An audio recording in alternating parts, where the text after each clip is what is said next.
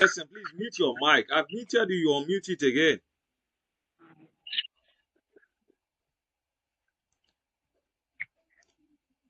Okay, so we continue from where we stopped at yesterday. I hope you can see my screen.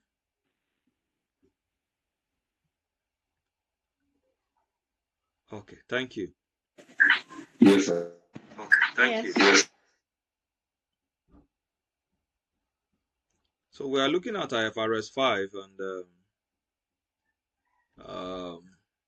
we began looking at it in the last class. We've been able to give definition to what it means, and we said Ifrs 5 talks about non-current assets held for sale as well as discontinued operation. In other words, we have non-current asset held for sale on one side, and we have discontinued operation. So Ifrs 5 is giving us an overview of how to account for when non-current asset is being held for sale, and how to account for any discontinued operations.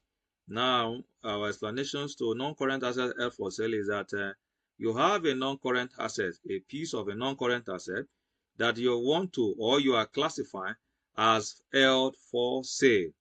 And then we have what we call the discontinued operation, that is a division or a particular operations, a arm of operations within your business that you want to stop the continuity of the operations. The operational activity is going to be stopped or ceased, as it were.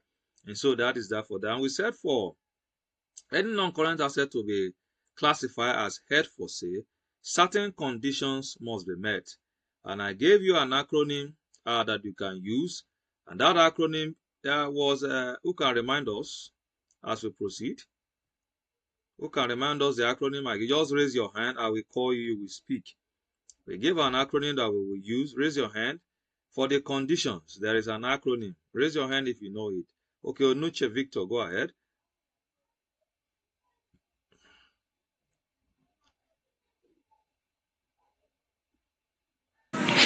Okay, you gave an acronym called MAPA yesterday, which the M stands for management decision being committed to sale. Okay. Then the available or probable within 12 months, 1 year, one accounting period, and the last A stands for active markets. Thank you so much, Onuche Victor. Please let me give him a warm round of applause. And I'm giving you 2 marks for what you have just explained. So that is a MAPA. MAPA stands for the conditions. Management is committed, to sell the asset, to the plan of selling the asset. That is the M. The first A is the asset is available for immediate sale. That's availability. And then the P stands for probability. That is, the sale is highly probable that within 12 months, within one financial accounting year. And so that is that for that. And then we have the last set will be the active market. These are the key criteria. And then this criteria must be fully met. They must be fully met. And for us to say that we are classifying a non-current asset as held for sale. And then once these criteria are met, you cannot classify the asset as held for sale. And then the next step is you will no longer recognize the non-current asset as a non-current asset. Rather, you are going to now recognize it as held for sale under current asset. Why? Because the sale must be made within one accounting year. And so you understand that items that we have under current asset, they are operable within one accounting year. So that is therefore that. So it's as simple as that, and I'm sure you have grabbed the definition. So we are going to proceed now to look at the what is it called? The measurement basis. How do you calculate the value that is talking about the accounting treatment? And then to have a value, to calculate the value that you are going to attach to any asset that is being held for sale, It is measured at the lower of the carrying amount of the asset and the fair value. The one that is lower between the carrying amount of the asset and the fair value less cost to sell. The carrying amount of the asset, you compare with the fair value.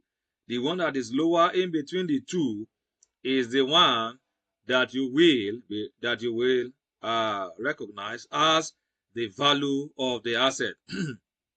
For instance, now let us assume that a property, a portion of property, let's say motor vehicle now, of 500,000 has now been classified as held for sale. 500,000 is the carrying amount of the asset as at now. We were now told that the fair value of the asset is 450,000. It means that you will compare the carrying amount with the fair value. Remember, we were told that the carrying amount of the asset is 500,000, and now the fair value of the asset is 450,000. For you to the value that you are going to use as the amount, the cost amount for the asset in your current asset held for sale will be the lower of the carrying amount and the fair value. And class, which one is the lower? Are we together?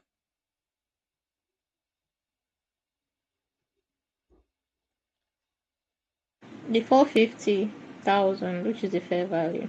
Okay, the 450,000, which is the fair value. Now, that is how to measure it, to calculate the value that you are going to attach. But it does not end there. From the analysis that we did now, we saw that the carrying amount is 500,000, but the fair value is 450,000. Based on the classes that we have had before, what transpired? Who can tell me what has happened? Just raise your hand. I'll call you. Just tell me what has happened. Are we still together? Onuche? Okay. Can I talk, sir? Yeah, wait, hold on. Onuche Victor is raising his hands. Olafe, please hold on. Impairment has taken place. Please help me clap for him. Impairment has taken place. Let me clap for him. That's a very good one. And for that, I'm giving him one additional mark. Please be claiming the marks. That is how you will, be claiming it. And before you know it, you are heading to professional class. You are no longer going to write FR again. The people that were in professional, ask them, they will tell you they were claiming the mark. So when I give you mark, claim it. Because you are only going to be looking for additional when you are in your exam or to write the exam. So impairment has taken place. Why? Because the carrying amount is higher than the fair value in this instance, which is the recoverable value. So that is everything about asset held for sale. It's as simple as that. It's not something that is difficult. Now, understand this. Yes, I was explaining that once you classify an asset as held for sale, certain things must take place. The following things are what you must do. Number one, I told you, you can no longer depreciate that asset. I'm sure you still remember. That asset can no longer be depreciated. And number two, you can no longer use the asset in the ordinary course of business. You can no longer use the asset to generate future economic benefit to the entity, to the business as it were. So please take note of that. It's as simple as that. Now let's look at discontinued operation. Discontinued operation, you don't need much, you don't need anything like recognition or measurement. You only need what we call disclosures. And I told you when I was explaining that a discontinued operation simply means a component of an entity that is being disposed, or a line of business, or that you are going to stop its continuation. You understand? Or a part of a division, or a product line, or what is it called? An operational activity that you will discontinue its operation. You understand? So when just as the word sound, the two words sound, discontinued operation, that is what it implies. Maybe you are going to say, okay, this particular product, I'm not going to sell it, I'm not going to use it again. Once you have something like that in place, it means that that product is either you are going to dispose it, or you are discontinuing the operation.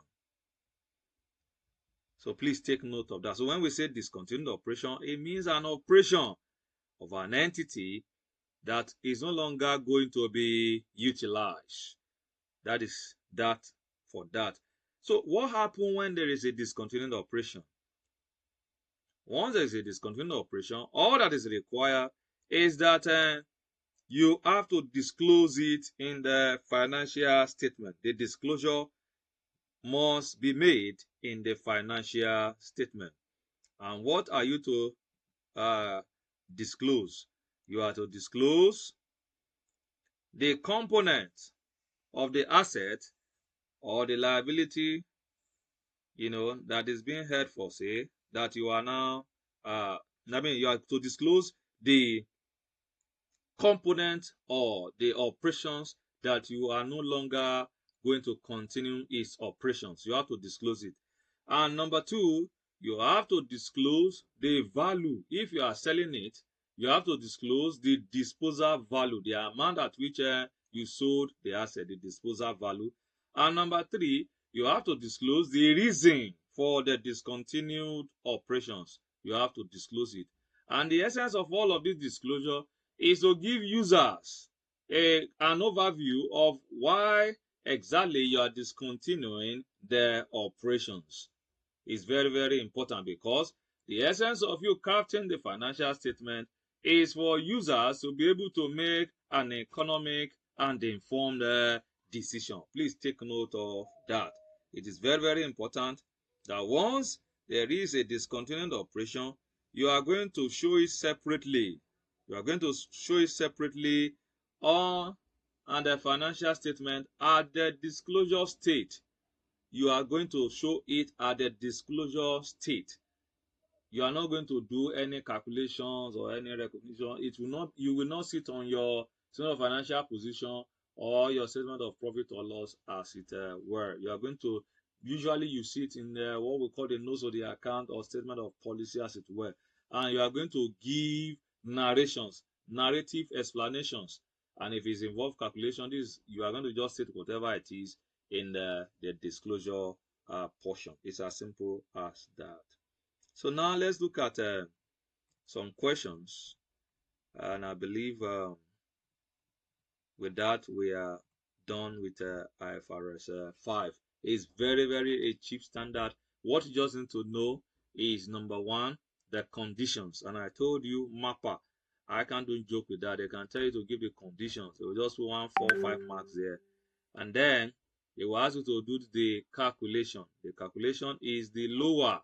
Please remember, the lower of the carrying amount of the asset and the fair value of the asset. Anyone that is lower, that is the one that you carry. Now, if there is any impairment or any gain, you recognize it in the profit statement. You have to recognize it in the profit statement. That is, either if there is a gain, you recognize it under OCI, and if there is a loss, you recognize it on the expense column. That is that for that. So let's look at this question together. Okay, Olusegun, already you raised your hand. Go ahead, ask your questions. Good morning, sir. Good morning, my brother. So in a case where we have evaluation surplus, I think can that be implied in this under IFRS 5? Can we have evaluation surplus or evaluation loss under this IFRS 5? And how No, is you the no treatment no going to no. be? You cannot have it again. Now, I explained this earlier. Once you classify an asset as held for sale, you cannot do what we call subsequent evaluations on the asset. No. Every subsequent evaluation they ceased. You can no longer depreciate it. You can no longer do any revaluation on it. Please take note of that. You are committed to selling it. And so what you are looking out for is either a gain on disposal or loss on disposal. You understand now? And that's why we said you should compare the fair value of the asset with the current amount of the asset. You understand now? Now, the reason is this. When you compare the fair value of the asset with the current amount of the asset, now, the instance we looked at earlier was the fair value being lesser than the current amount. What do we have a case where the fair value is higher than the current amount of the asset? Once we have that case, it means that the value at which you are going to dispose the asset will be at the fair value. Do you understand what I'm saying now? I mean, we'll be at the current amount, sorry, not at the fair value. We'll be at the current amount, not at the fair value. So the essence of comparing these two components is, number one, when the current amount is higher than the fair value, it means that there is nobody that is going to buy the asset at the carrying amount, because the fair value, the market price, is lower than your carrying amount. And so that can affect sale. And that is why we said you should compare with the fair value. Now, if the fair value is lesser, you should know that nobody in the market is going to buy the asset at the carrying amount, because you are even over carrying the asset in your book, as it were. And so that loss will be written down in your expense, as it were. Do you understand it now? So please, you cannot do any depreciation or reevaluation on any asset that has been classified as held for sale, or any part of the operation that has been discontinued over the time. Is that taken? Any other question? Olusegun, you understand what I'm saying? Yes, sir, very clear. Thank you. All right, my brother. So now let's look at this question. Delta Limited, this is your May 2019 question. Delta Limited has a margin with a current amount of 8 million. Management decided to sell it and classify it as held for sale on December 1st, 2023. The fair value of the asset is 7 million. The cost to sell of the asset is 200,000. What is the value at which the asset should be reported? This is very, very simple a question. But some of you will see it in exam and say, what? They didn't teach us this thing, no. Can anybody attempt to give me the answer?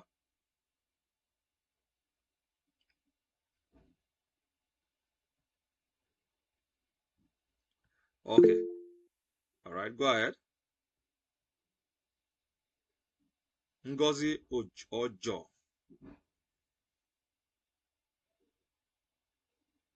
All right, sir. The assets will be reported at fair value less cost to sale, sir. Which is how much? 6.8 million, sir.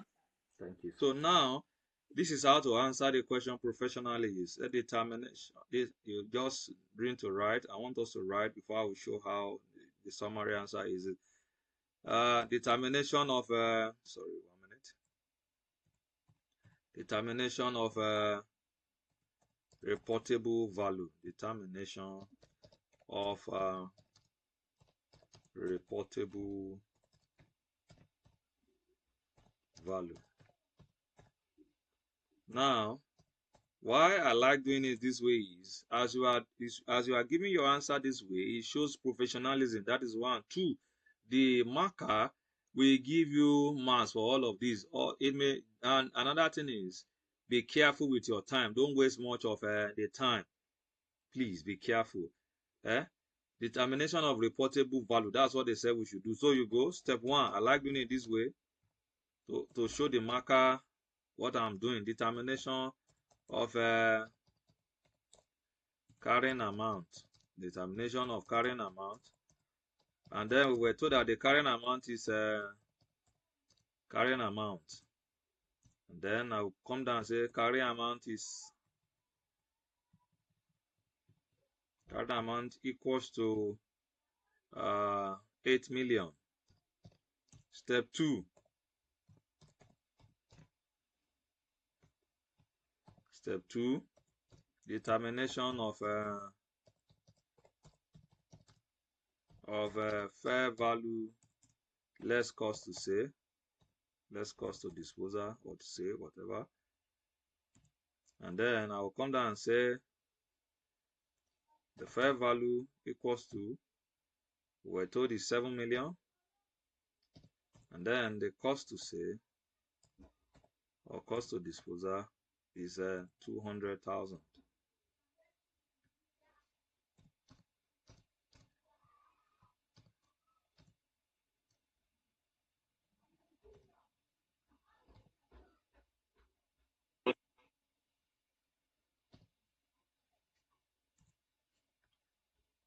Therefore, the fair value less cost to say or cost to disposal is equals to 6.8 M. Then we proceed to say reportable value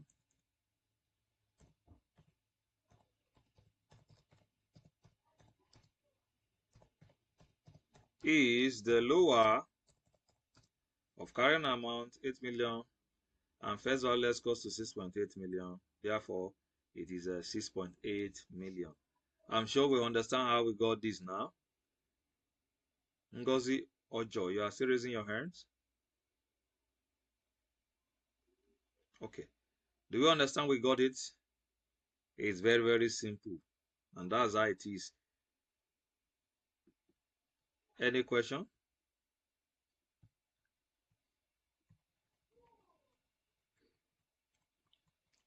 Any question, please?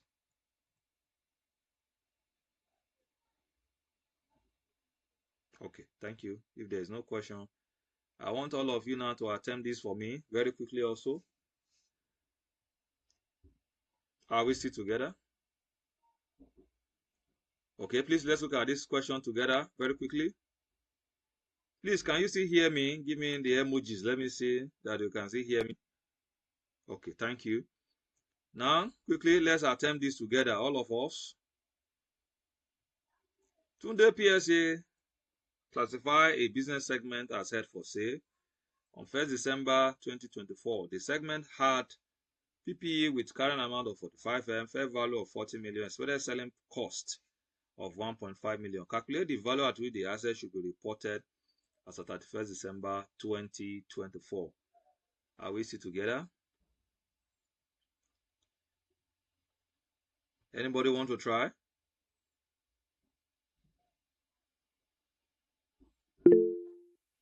Okay, she too. Go ahead.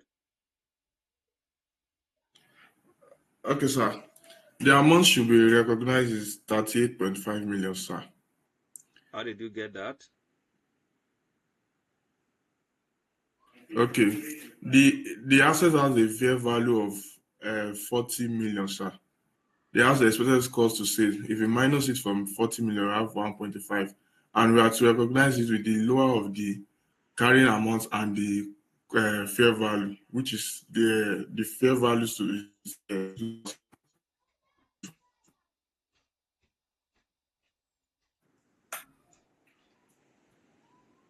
DM, sir. Yes, I can. Thank you so much. That was very, very okay still. Please, it's as simple as that. Owolafe, you want to say something? Go ahead.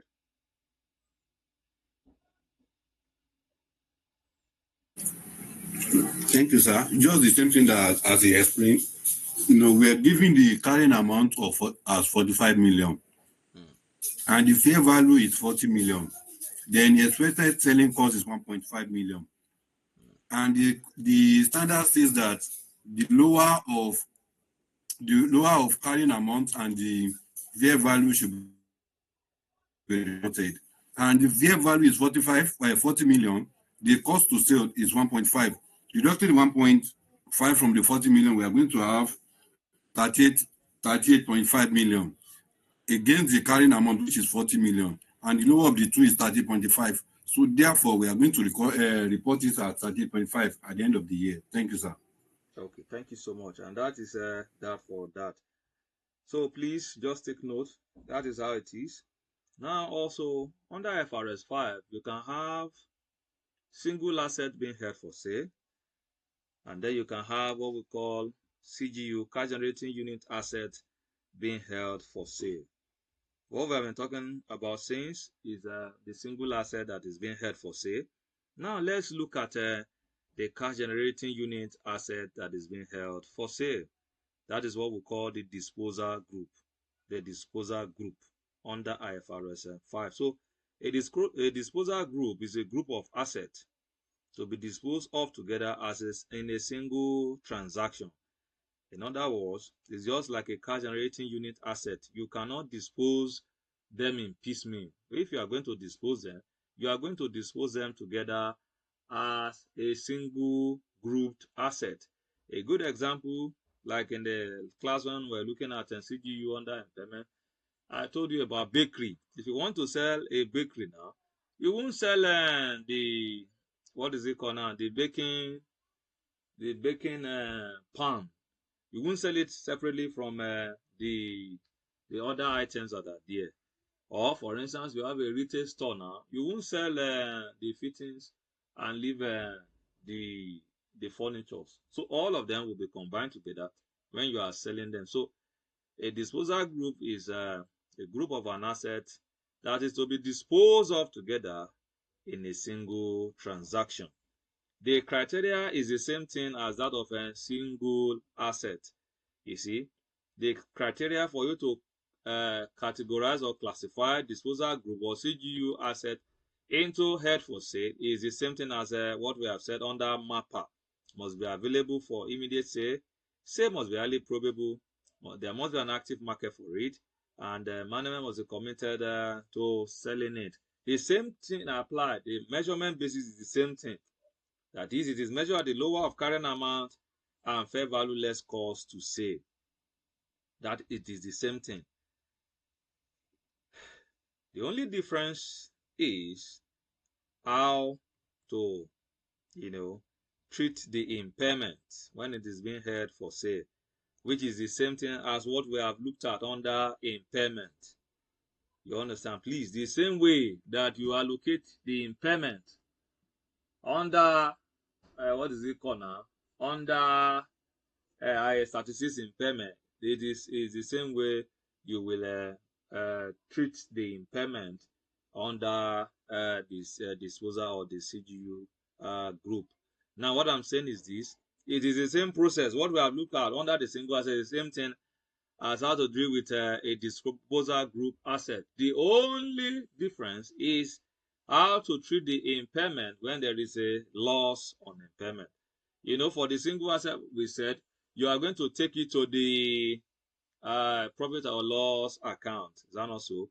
But for disposal group, you are going to do what we call allocation of the impairment, and first to goodwill, and then to other assets on a pro rata basis. Please note again, some items are not to be considered if they are in the disposal group during allocation.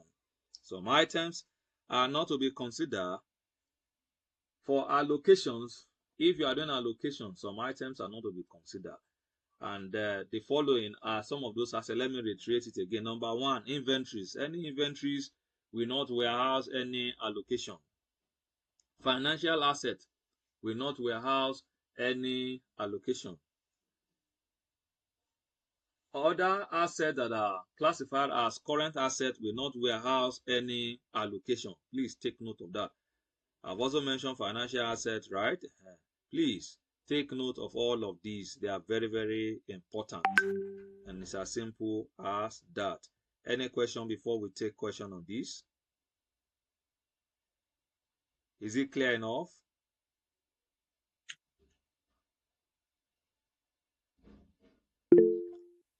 Okay, go ahead, please. Good morning, sir. Good morning. Please, I want to understand what you mean by allocation in the case of inventory, in the case of financial instrument or financial assets you just mentioned. Okay, thank you. I don't know if you were in a class where we treated impairment, IS36.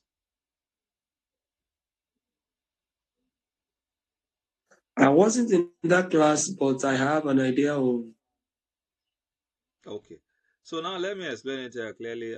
When there is an impairment will occur when the carrying amount of an asset is higher than the recoverable values, and also class, right? Just give me emoji. Yes. Yes.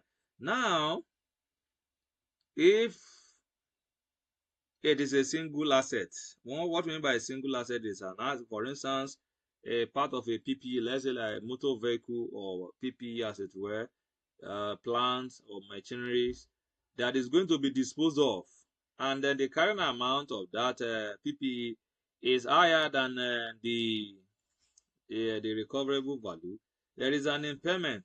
And how do you treat it? We said just take it to the P or L account, that is debit, and the P or L account, take it to the expense account. Is that not so? And then you credit the asset. It's as simple as that. But when it comes to cash generating unit asset, that is assets that are combined together in nature. That's the first thing first you need to understand. They are combined, they are the small identifiable, net asset that are identifiable, smaller unit of asset that they generate cash flows into an entity, as independent of other assets. In other words, it is like, you group them together. Without them, being merged together, they cannot bring in inflows into the entity. And a good example is when you have a retail shop, for instance, a retail shop where you have, the furnitures, the fittings, everything all put together in a retail shop. All of them now, they are going to be a unit that will bring in inflows into the entity. You understand me now? So they are known as cash generating units, or a grouped asset. You understand now? So we are looking at IFRS 5, and we are discussing about when we have grouped assets, that is, assets that you cannot dispose them in piecemeal. They must be disposed together. You understand me now?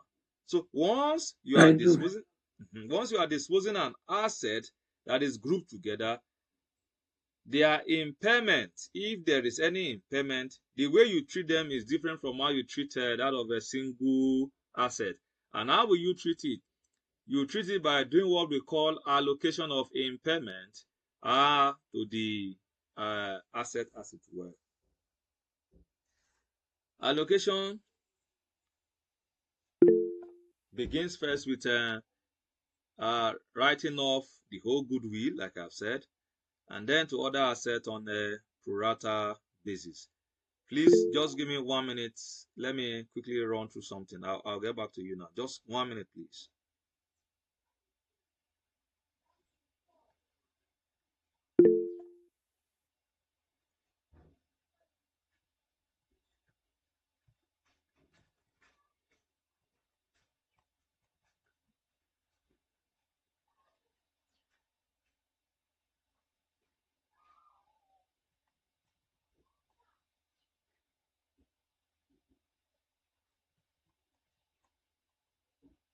Okay.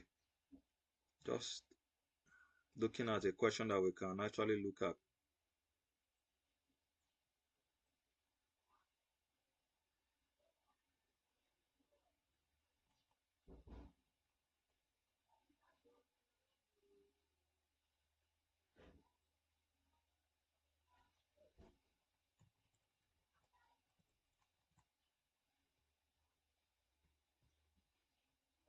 Okay, Shagun, you are raising your hand. Please go ahead.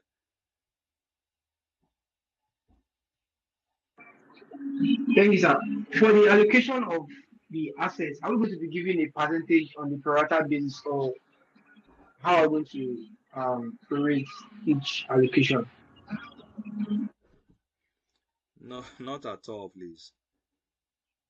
Not at all. You were in the class when we did the allocation the last time.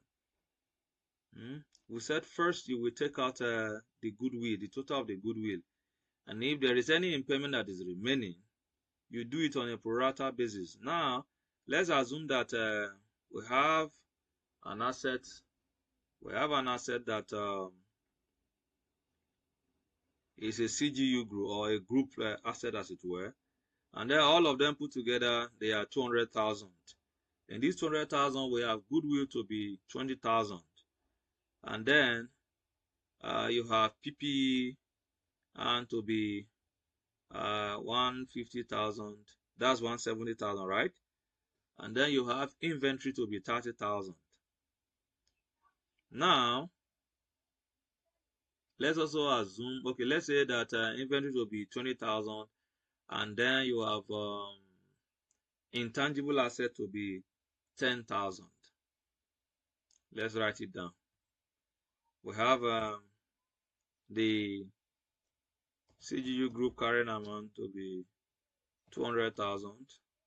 In this 200,000, goodwill is the goodwill is 20,000. The PPE is 150, and then the inventory is 10,000, and then intangible asset is 20,000. Yes, complete now. That's 200. So now,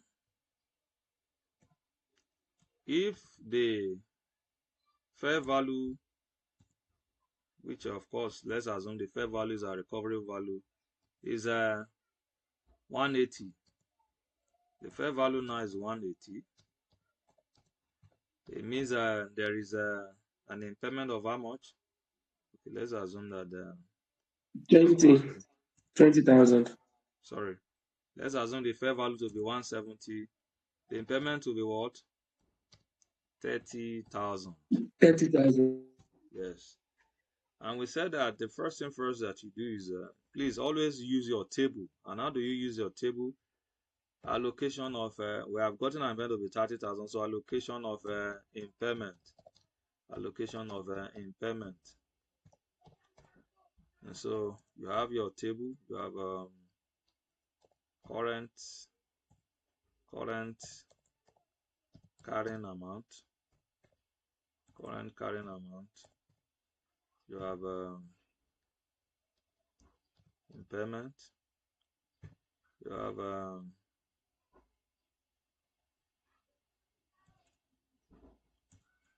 current carrying amount, what is it called? Impairment allocation.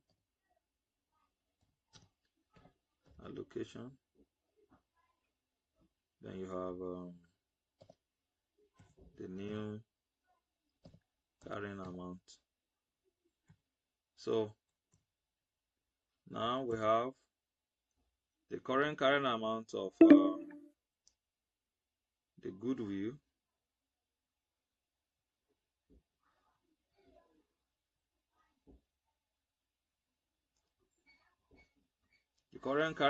the goodwill is, sorry, 1 minute.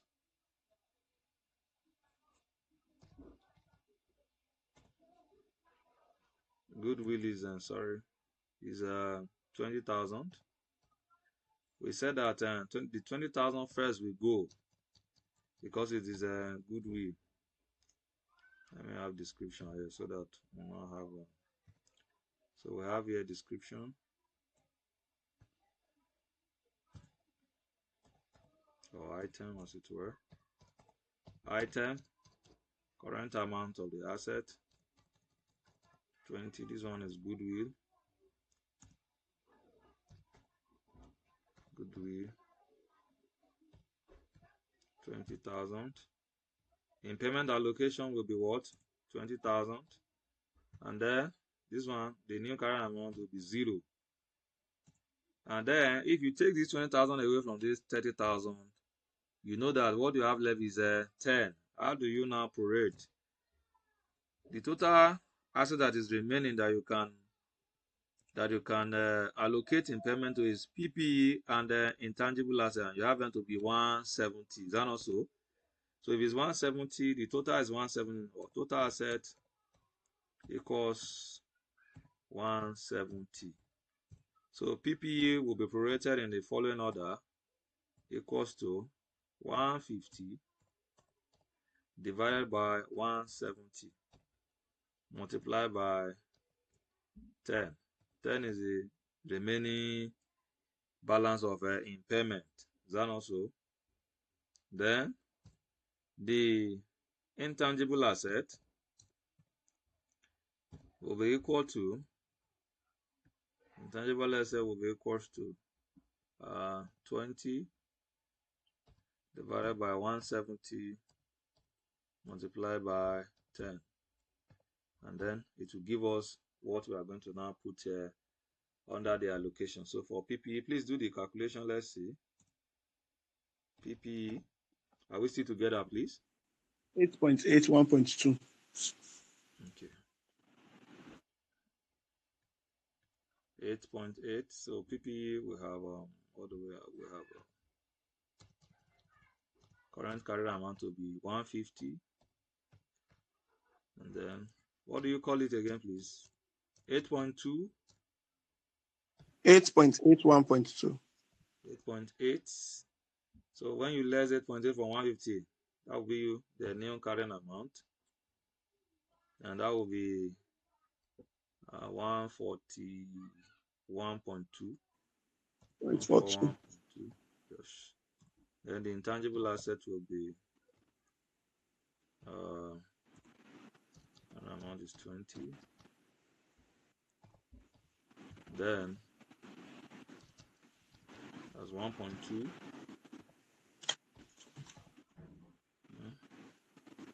Then you have this one will now be 18.8 to be the new carrying amount.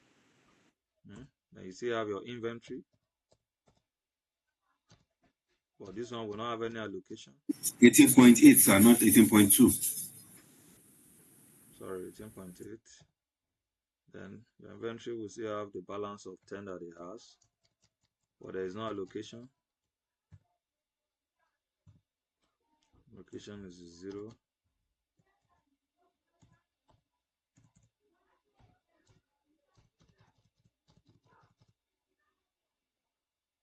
So you have your 10 here. So when you total this, all of this put together now,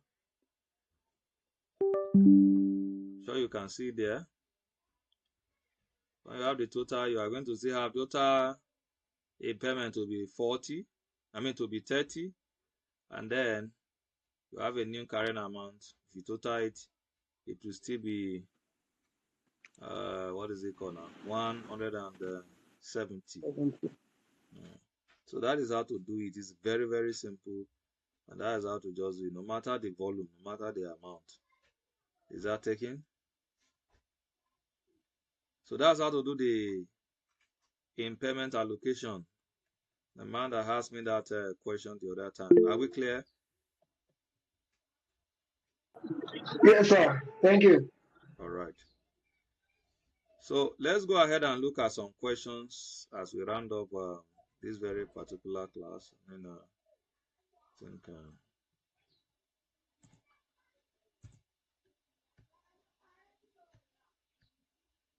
so let's look at these questions. Question 3. A disposal group held for sale should continue to be depreciated until it is disposed of. I told you it is no longer possible. When you classify an item of assets has been held for sale, you can no longer depreciate it.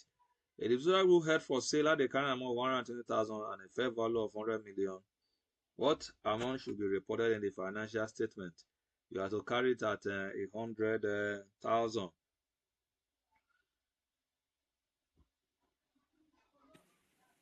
You have to carry it at 100,000. Please, there is something that I'm missing up in this particular disposal group here. Please take note. I told you there will be allocation. There will be nothing like allocation for this disposal group. Please take note, take note, take note. There is nothing like allocation here. You are not doing any allocation. Whatever that is the loss, you take it to the profit or loss account. Please take note. Oh.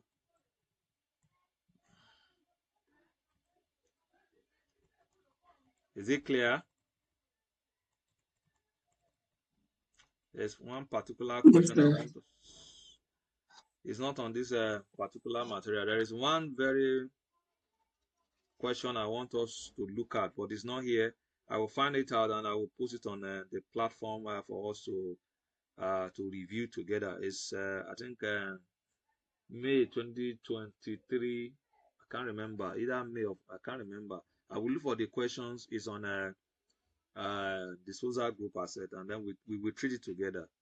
And so that is that for IFRS 5 disposal group as it were. Any question? Any question? Okay. So hello, sir. Yes, go ahead. So I just want to get more understanding, sir, or clarification. You know, supposing we are having this CGU and there is a goodwill, but the impairment can only accommodate, or is not even enough to accommodate the goodwill. Are we going to do it on the goodwill while others will remain status quo? That's what I just want to know. Take, for instance, like this 30,000 that we are having as impairment. Meanwhile, our goodwill, instead of 20,000, we are having 40,000. So it shows that the 30,000 will only be allocated to the goodwill, whereby we'll be having 10,000 remaining as the current balance, current carrying amount for the goodwill, while others will remain status quo. That's what I just want to confirm. Thank you, sir. Now understand is that goodwill will only occur under what we call business combination, IFRS 3. That is when you are acquiring or buying or taking over another company. That's when goodwill can occur. And once there is a goodwill in that disposal group, it is expected that you treat it as a separate component in your financial statement. And that is why the only place that you can consider for allocation of impairment is under cash generating unit item. In other words, when there is a disposal group, it is expected that you should eliminate or remove the goodwill, separate the goodwill entirely. Why? Because you cannot even dispose the goodwill as what do we call it, as part of the group what is it called, as part of the group assets. What I'm trying to explain is this: you are going to treat goodwill. Sorry, sir, that's not my question, sir. Okay, let me get your question. What I mean is this CGU we just calculated now. Yes. You know, the CGU, the carrying amount of the CGU is 200,000. 20,000. And the fair value 200,000. The carry CGU, I mean, yes. The CGU. Okay. 200,000. Meanwhile, the fair value is 190,000. That means we have impairment of 10,000. No, I'm painting another scenario. That in a situation whereby the CGU is 200,000. Yes. The CGU is 200,000, and our fair value is 119,000. Meaning that we are having impairment of 10,000. And out of this CGU, our goodwill, whatever the amount is to allocate hierarchically, we have to first allocate to goodwill. And if you allocate the 10,000 to goodwill, meaning that we will still be having 10,000 balance, which is going to be the new carry amount for the goodwill, while others will not have any impairment. I just want to get the clarification on this scenario. You Thank have you. explained that you have explained the way it should be now. That's how it will be treated. The only reason why you will prorate, impairment is if there is any remaining after you have taken away goodwill. Do you understand now? Thank you, sir. Yes. Thank you so much. Any other question?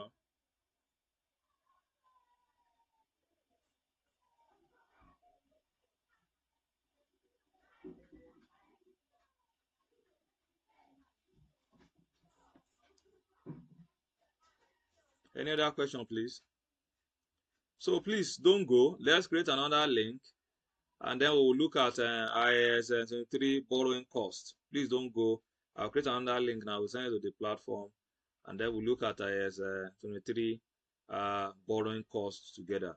Please, if you have any questions, just let me know. I will attend to it. But this is how to treat your IFRS 5. Thank you so much, and do have a lovely day.